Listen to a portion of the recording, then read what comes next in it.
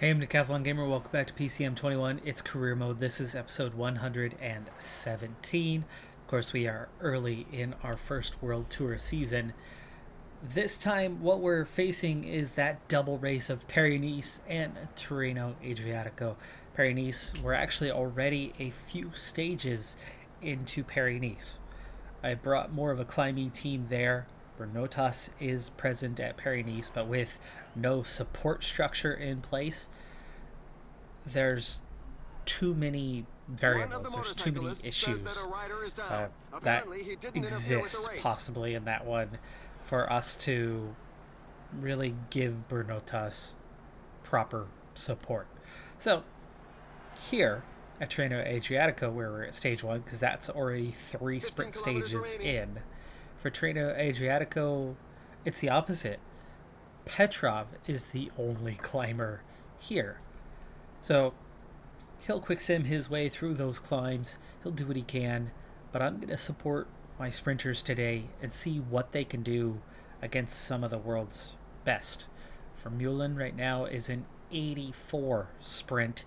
We are no favorites by any means, but with 11.5k to go and just 42 in the Peloton after that sprint point split the field a little bit, and we were in the right position. The top 2 groups have come back together, but there's still a gap, not a huge one, but enough with 11k to go that I think we could and should hold these guys off. It might actually, for a change, get a split on a sprint stage that's going to leave some riders out the back. Not that it matters today at all. Like I said, Petrov is the only climber we have around, so not looking at overall. We're looking at trying to get something done in the sprint. Now, without Bernotas here, that lowers the chances a little bit. But Berggren? Nah, he's a cobbles guy. Sifsy?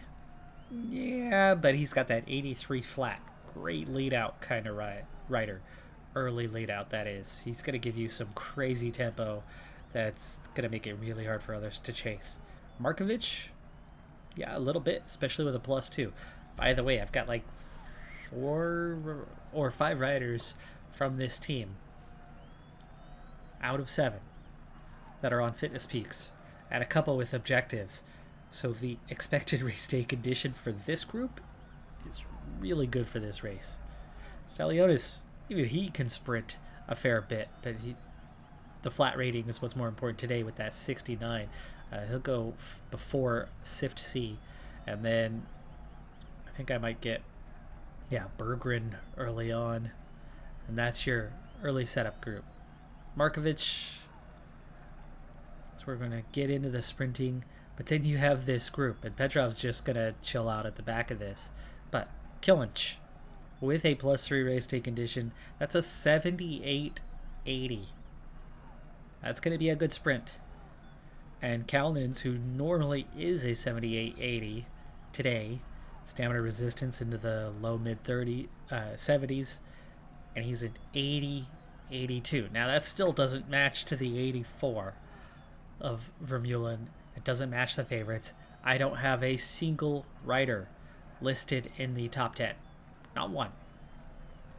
So, wins might be a bit of a stretch for this group, but I bet you we could grab some podiums. I bet you we're going to be capable of getting some podiums and just showing our stuff, showing we belong amongst the conversation when it comes to sprinting. Just under 9k to go. That was the last hill. It did take a little bit out of these guys, but they are going to get that chance to recover sitting on the wheel, and this gets us out front, and this is also going to stop chasers from coming back at us for sure. On to Stalionis, and now we're going to keep that pressure up. Berggren try to get onto the back end of the group. 6k, so go ahead and gel up for the last of these guys. The riders are entering the last 5 kilometers of the stage. And Sifsy's going to make this thing hard for anybody to follow the rest of the way. It's going to make it hard for my guys to keep up. It's going to take out a little bit of red bar, but look at the advantage this is setting up. They are already sprinting. Van Aert is sprinting. 3k to go. Perry is sprinting. And these guys are all already sprinting at 3k. And not with lead outs. They're on their own. And this is why Sift C is dangerous under these circumstances. But at 2.8, do we want to get into that sprint just yet? Not quite, not quite. Okay, there you go. 2.5. Now those guys are coming, but you can see that they're already beginning to fade. Matthews, there's Vermeulen is well placed at 1.5k. Philipson as well. Gillinch overtaking, and I do not see Kalnin. Oh, there's Kalnin's. But for Vermeulen, he is, unless he fades, we're in trouble. But podium, not out of reach at the moment. Gillinch has just a hair left in it, and Kalnin's is closing him down. Now we'll start his sprint inside the final K, going clear. And Vermeulen did go too early, but here comes the are even trying to wait on these guys. It ended up too early. Ekoff overtaken Ballerini. Ballerini got the lead out for him. Ekoff is well placed to maybe get the win on this. And I don't know if we can hang on to a top 3, but it's looking like a top 5. Well, Yeah, 2 guys that were able to go late. Ekoff, Well Merlier, take it. Ballerini with the lead out getting 3rd. Oh, maybe not. Not same team. Philipson, Vermeulen, and we got 6th and 7th. And that was good. How did Bernal get 9th? Dang. That was a tough run up because those guys went so early. And Sifsy is one I got to be careful with because he makes it hard on everybody else, but he does make it hard on my guys as well. Meaning we're either going to have to go a hair later, where Sifsy is giving us some really good pace, holding others off, or I just need to do Sifsy at a high rate, but not 99, for longer, for further out, doing some damage, setting other guys up for a later run-in. Maybe putting a couple more teammates in between him and the others, so as you have the slipstream effect, the guys at the back end aren't feeling it. The guys behind him, as in the domestiques, are, and they absorb the effort necessary to keep up with Sifsy, who just has such a high flat rating. Might have to play around with that in some of the coming stages and see if that's a better approach, because this one did put a little hurting not only into everybody else but to my guys as well, and those top sprinters just have too much pace. It did mess up Vermeulen. It did mess up Philipson to an extent. It definitely messed up some of the top sprinters because they were Van Aert. Was he even anywhere near the top 10? Those guys had to go so early because of the gap that Sifsy was able to set over them that it completely ruled them out of the sprint. Penho, last one in the group, and then we do see a minute 20 gap. Not that it's going to be too important, I think, to the overall, as I honestly don't think Petrov's going to challenge, but it certainly doesn't hurt his position in the overall with others all losing close to a minute and a half. Alright, so we are on Paris-Nice stage number 4. This is an individual time trial, and based on the fact that we had 3 sprint stages that were all quick sims, the team is all out of order on this one, and that is setting me up for a difficult situation where the undulation is still something I'm figuring out on. How much effort can you give? What is sustainable? What's good? As Berlikov is already in a really strong spot here as he sits 2nd overall. Karaman about to set off. Of course, he's the one we really want to watch out. Gonzalez Albiol, good climbing, good time trialing today, though, you know, it is a combination at 15k. It's slightly more prologue than time trial in the split, where no, actually it's the other way around, isn't it? 15k. It's 50-50 between prologue and time trial, or I'm forgetting the number. I forget what the max is. I know it's 5k for prologue. Is it 25k for time trial, or is it 20? Whichever it is, I have it written down somewhere. Whichever it is, we're just about in the middle anyway of that, meaning you're getting a even balance. So an 81.80 means about an 80.5 is your average between those. Also good resistance, so Karaman looks poised to be strong. 86 definitely leaves some in the tank for a push right at the end. 87 feels like it's just a hair too hard to sustain throughout a race, but it looks like it's something you could sustain for a while. As Isakov also on excellent race day condition, a 79.81, so he's right about an 80. Also the mountain at an 80. Karaman at an 82 today, a 79 for Gonzalez Albiol. All three of them should put in a solid time here. We do need back off. That's what I was worried about, was the 86 being a little too much. Or sorry, 87 being a little too much. So Gonzalez Albiol nearly out of red bar here before he's reached the top. But he is second place, just 11 seconds off the pace. We're going to have to back off to an 85 though, otherwise he will go into... Oh, he did go into that deficit. He's going to lose some speed there. So Gonzalez Albiol losing some time here. We can reset him to an 86 though, as he has the descent to come. And Isakov's going to have to back off for a bit. And I think Karaman can push on here. Okay, Gonzalez Albiol through that recovery. He is second place, 16 seconds down, so he did not lose much through that. And he can just about push his way between an 86 now the rest of the way. 86 to 87, that is. 1.5k. Push that a little harder. 500 meters. And he attacks the line. Second place, 20 seconds down, 7 seconds ahead of Burlikov. That's good. That is good. But there's going to be plenty of riders out there still to contend with. Karaman in really good shape on the 87. Isakov went a little too deep with that 86, but he's just about recovered now. Karaman passing Elkame. And with 1k to go, I think he can just about keep up this 87 towards the finish line. Yes, he can. And attack the final 30 meters. Same time. Same time. We've seen it go before where that flips on the podium. We've seen that flip on the podium. And Isakov just 10 seconds further back. So we are second, third, and fourth as Leonard Gamna splits it, goes on the podium. But what a fantastic run from that trio. Martin Guerrero and Bernotas still to come. Martin Guerrero looking poised for a fantastic run. He's got an 84.85 today on a +5 race day condition, also giving him an 84 resistance.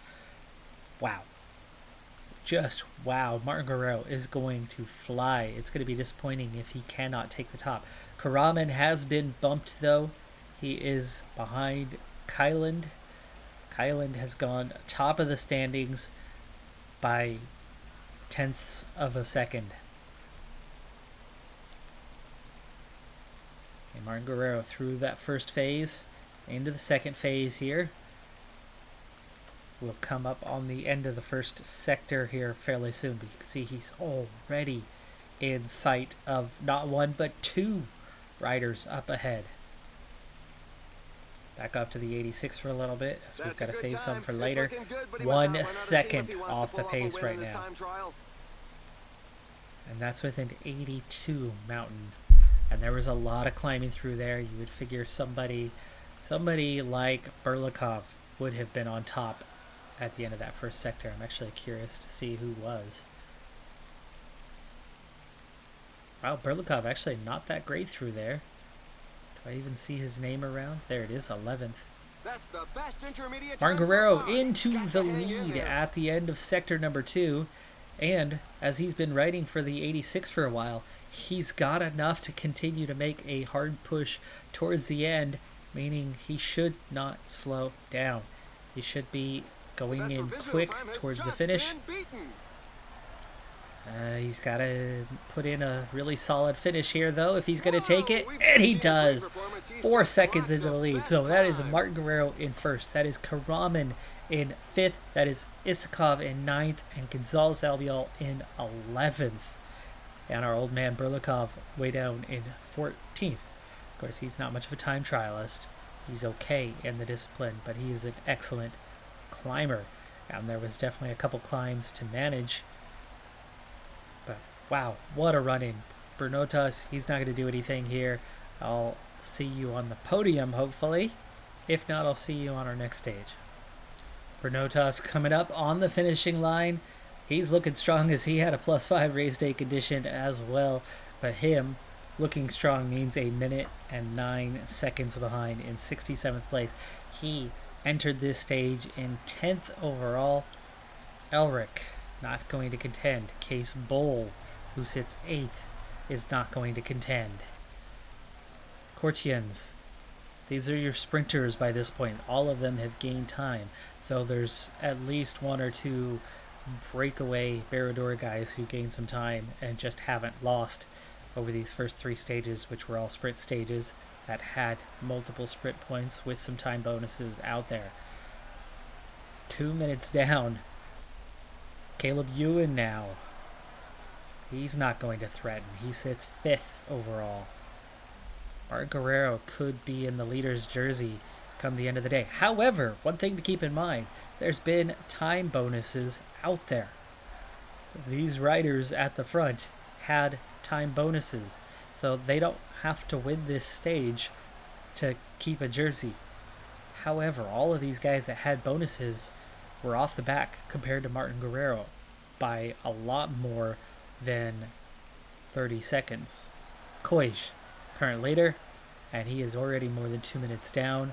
I do believe Martin Guerrero is not only going to have won the stage, which he just claimed, but he is going to be in the leader's jersey. Big stage victory for Martin Guerrero, certainly one of his biggest, and it is. Yellow jersey donned by Martin Guerrero's Xavier. Martin Guerrero into the race lead. He has a 5-second advantage. Karaman is 4th. Isakov is 9th. Gonzalez Albiol just outside of the top 10, a couple seconds further back. We have multiple riders in contention in this race. I'm excited for the stages to come. Of course, compared to Tirreno Adriatico, here we are focused on the GC. We've claimed a stage victory, which is fantastic, but we are focused on what the overall position is going to be. And right now, I have options. Meanwhile, in the other race, we put in a pretty good sprint, but not enough.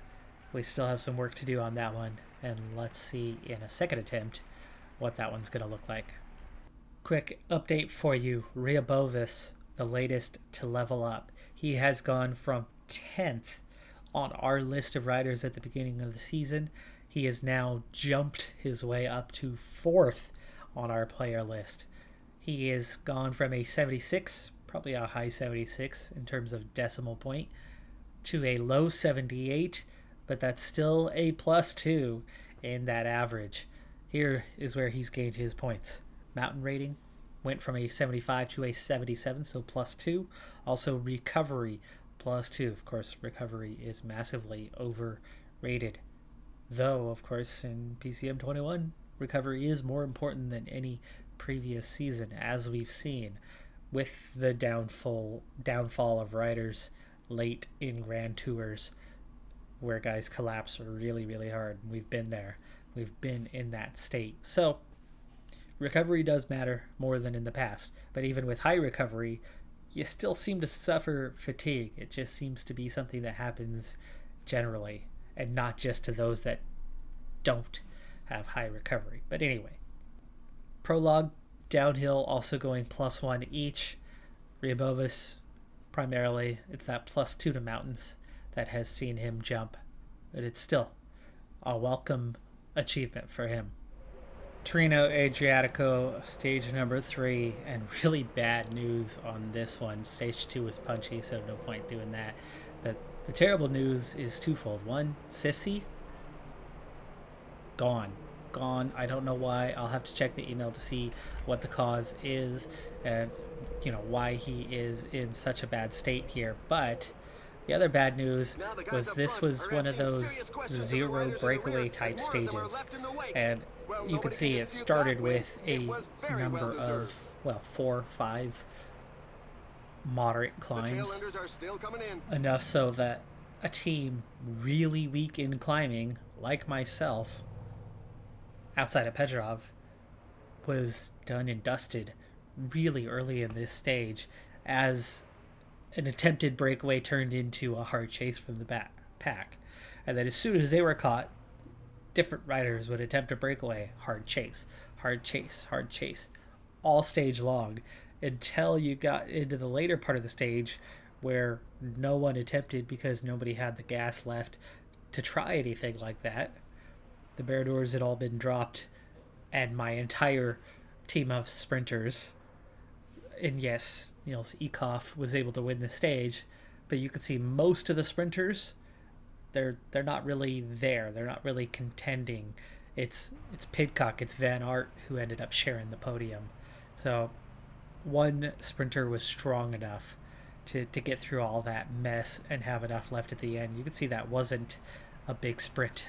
That was less than a kilometer, and then he just burst past those guys. So really, really tough day there, and we massively suffered for it.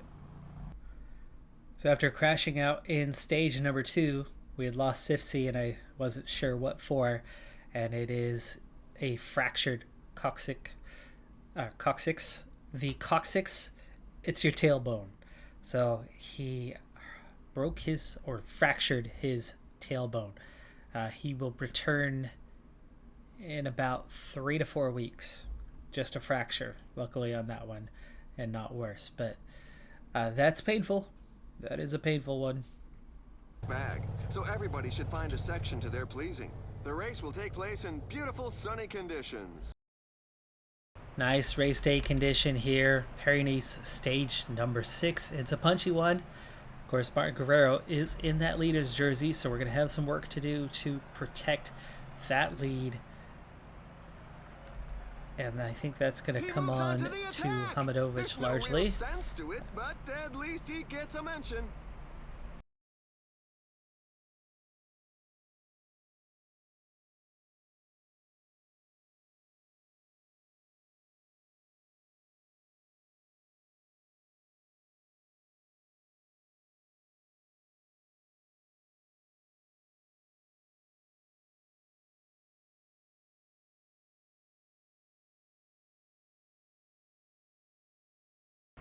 Alright, so 2 weird things happened. I clicked on Hamadovich and said, okay, I'm going to let this small group of 5 riders get away. The pack is slowly whittling away the lead. Give Isakov a rest so he's not forced to protect. But the breakaway is not to everybody's liking. The Peloton when I has clicked significantly on increased its speed. Karaman, it didn't do what it was supposed to do, and it sent Hamadovich into a sprint, which was then followed by a couple riders. Now, I caught it immediately and set Hamadovich up, but those riders continued on. And now we have a group of 16 off the front, including 6 strong climbers. That's nerve-wracking. Now, the good news is these guys are going to put in such an effort that as they get pursued, it's going to cause this group to become a lot more select and not necessarily be a puncher's day. And it's going to make for an interesting race. And I like an interesting race.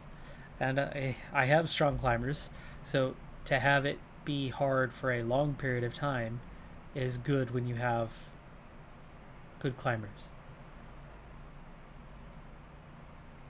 But it's still going to be intense. I mean, we're seeing that front group diminish more and more and more as they've split up here, split up there. Hamadovich is going to get dropped. Bernotas is going to get dropped. Yurcevic looks like he's going to get dropped, but we'll see if the pace changes for now, we're down to just 2 riders off the front. Simon Carr and Julian Alaphilippe. Meanwhile, Hamadovic, while struggling, is hanging on, and some of my guys are recovering on this descent. Hamadovic is actually getting some recovery in. He's back up front too. It's quickly becoming a different race. And other teams are managing it. I'm okay with how things are at the moment. Van Gils has attacked again though. Alaphilippe is back in the group. 93k to go. It's a shorter stage. This is the kind of stage that you could actually see the non-breakaway situation and see the Peloton push and work hard and make life difficult. I could see us maybe getting involved in that in a later part to this stage, preventing others from attacking.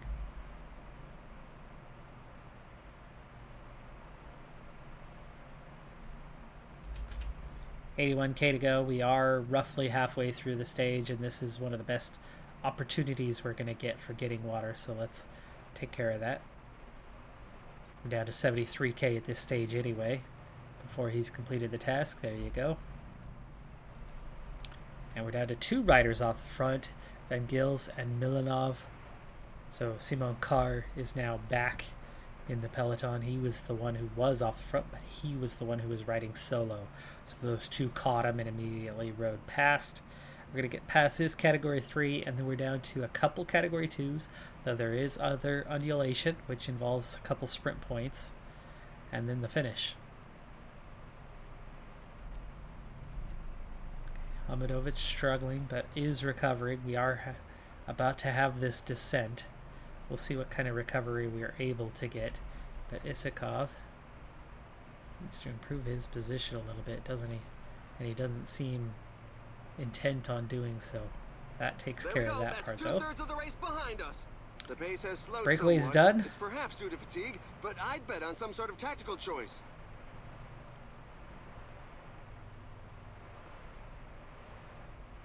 Am I interested in the sprint point with a, say, Gonzalez Albiol? 3 seconds to gain for him would put him right up where Isakov is. No, not quite. 10-second difference.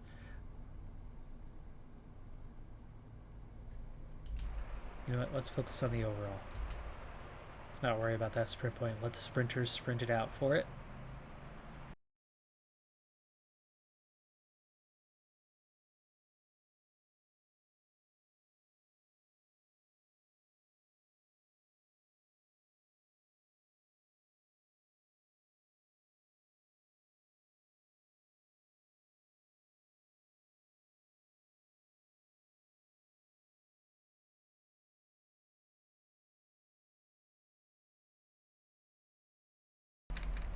Okay, it's not just Bernotas.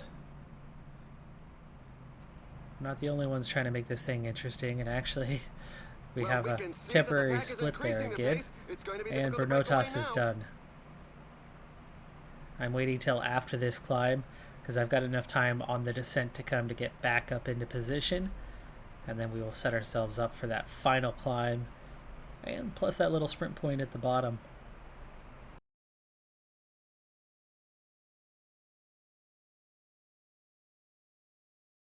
We're going to get into the little valley section, slight uphill through here.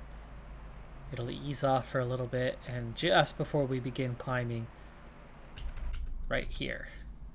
Looks like the climb's going to begin kind of around this corner, and then up you go.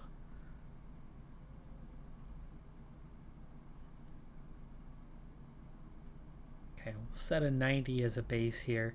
Martin Guerrero is going to go at the back behind Karaman. We're kind of riding for Karaman, kind of riding for Martin Guerrero.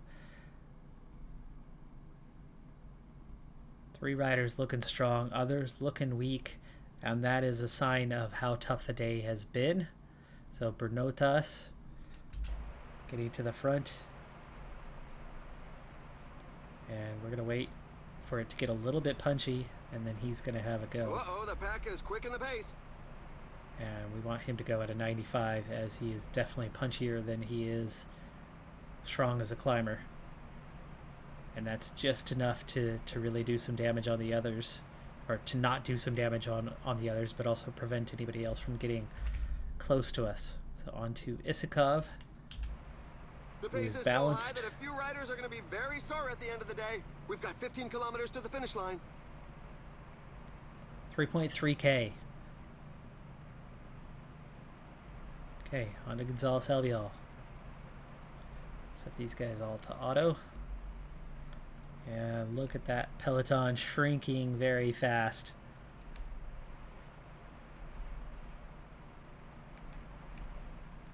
And we are very well positioned here. Right, on to Karaman. It's all Albiol.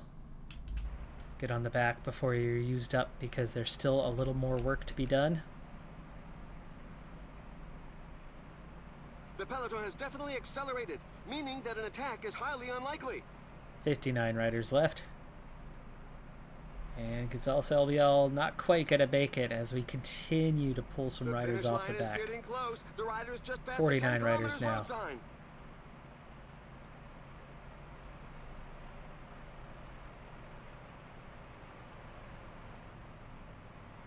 8K to go. Karaman, Gel.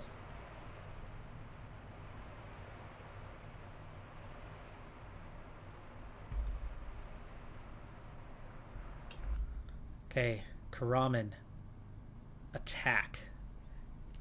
Martin Guerrero. Sit up for a little bit. And he spurts away from the group. He's going for victory. And follow Aaron Burrow. There are just 5 kilometers left. Okay. You know what? Keep your attack going. Let's just get back into following.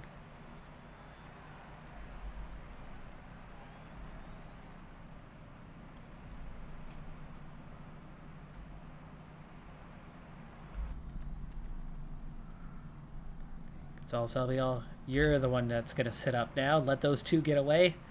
Open that gap up a little bit. Okay, Martin Guerrero, get your sprint on. We are the front two. We have a slight gap. Slight gap.